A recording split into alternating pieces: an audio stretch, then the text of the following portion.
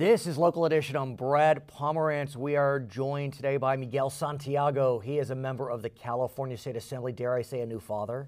Yes. A new father. Thank you. Of course. I'd like to speak with you about children, teens, adults, and seniors. And it's remarkable as we walk through portions of Los Angeles County, be it downtown, be it the west side, we are seeing all levels of life in a homeless situation. It's devastating. Yeah, this is a tragedy that we're seeing today in modern society. What we have in the state of California, about 116,000 people who are homeless, and Los Angeles County estimated at about 48,000 people. The district that I represent is home to Skid Row. Right. I represent from downtown Los Angeles to Boyle Heights, all the way to Koreatown, Pico Union, MacArthur Park, and a number of communities.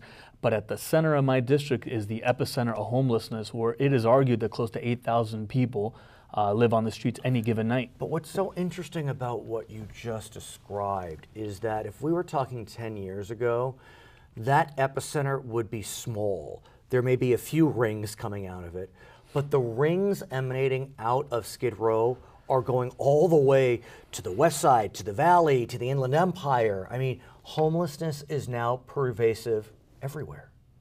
Yeah, and what's really different about the homeless situation now as opposed to maybe your stereotypical image of a couple of decades ago is you would have assumed the young fellow or the person or the vet coming home was homeless, but what we're starting to see is young families, and in particular young single families and women with children on the floor. This is devastating, and the state legislature acted on it this last year. And let's talk about what the state did to try to address this situation. Several bills did make it out and get signed. You were involved in many of them.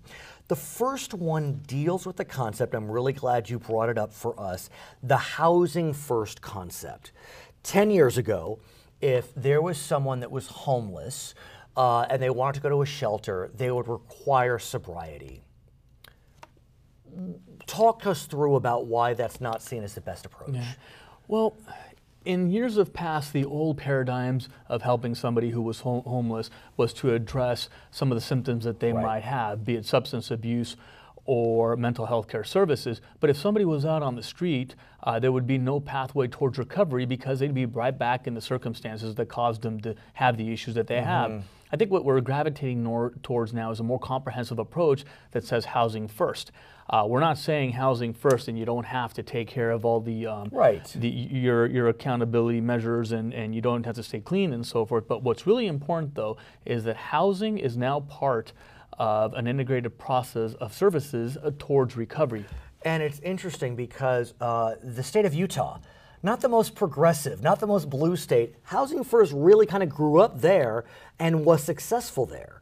And so we are now seeing that Housing First can work. We're not saying we don't want to get you clean and sober, but you don't have to be clean and sober when you walk in the door. We'll help you along. We'll provide supportive services.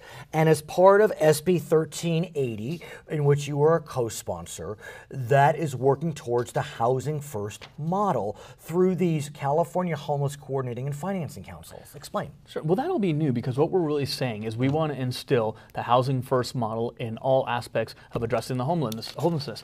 But it's a little bit more than that too. Please. Earlier in the year, I authored a bill that said that we needed to find housing assistance for folks up to 30 days at least one time a year, where the state in the past used to say only 16 days one time in your life.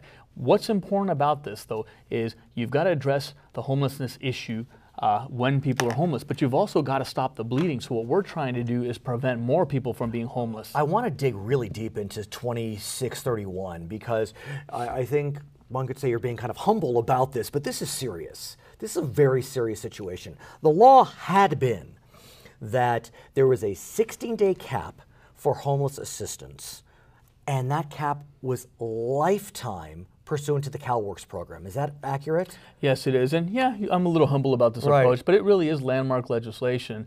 We actually negotiated in the state budget. Thank you for that clarification. That once a year, Californians would have up to 30 days of homeless assistance. That means voucher, you'd be put up in a place, be a hotel room or some other agreed upon entity, and you wouldn't land on the street. And this is really important because back to my point, where young families or children would land on the street, we're preventing some of that bleeding in the most cost-effective way possible. This again is consistent with the Housing First model, because what we believe is that you ought to have a place to live while you're going through your substance abuse treatment and your mental health care service treatment, because it makes sense that if you're on a path towards recovery, that we make a person whole in that journey of transition. It's interesting the different approaches that are being taken to the homeless crisis.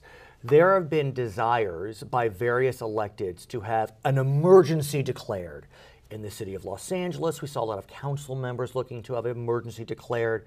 It looked like Mayor Garcetti was going to do it, but he ultimately didn't. At the state level, a desire to have an emergency declared.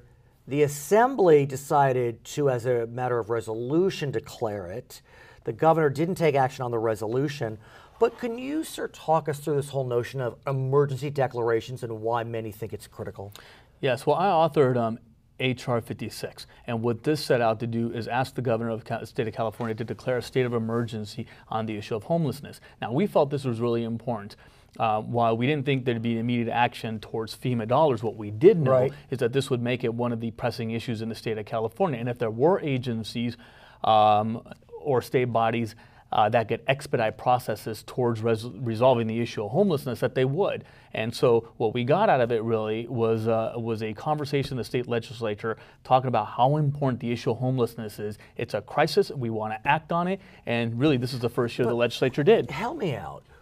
What's the concern amongst, I guess, executives, the governor, the mayor, of declaring a homeless emergency? Clearly something's going on that I don't understand. Well, there's some who are concerned about where the dollars follow. But what we're saying is we've got to prioritize it, and then we can go back, dig into the budget, or find more effective ways of using our dollars, or perhaps new dollars. In fact, in the state of California this year, we did a package of a combination of federal and state funds that would equate to about $3.6 billion for the first time ever to start addressing the issue of homelessness. So we feel that it's very important at this point in time to say this is urgent. It's one of the most pressing issues, and quite frankly, it's a human health crisis that we're seeing. The city of LA has a proposition on the ballot, Prop HHH, which would provide services for homeless. The county tried to get measures on the ballot. The state legislature wouldn't let them put a property tax on. They were looking at a marijuana tax. If Prop 64 passed, that didn't happen. Talk to me about local solutions like HHH and otherwise. Well, we're pretty supportive, at least for me, from my standpoint, towards anybody who wants to do anything about the issue of homelessness. I think the city of LA has taken a bold step forward in trying to solve the issue, and they've recognized what the state's already recognized, that it's going to take dollars to follow through on some of these programmatic changes or increases. So I think what the resolution really did is brought the conversation of the issue of homelessness front and center, that we can't wait any longer. And it's not just a one-year gimmick, because we've got to come back at this every single year. When we have 116,000 people who are living on the street, children, in fact, live on the street, will go to school, and the only hot meal they have is that one meal that they had in school. This is a big problem, and it's not going to go away one year. We've got to come back at it every year. In fact, we introduced also legislation, and you'll see it next year in your income tax returns, that is going to ask you to check off and possibly, if you'd like, donate dollars. Come back for that. He's Miguel Santiago. I'm Brad Pomerantz, Local Edition.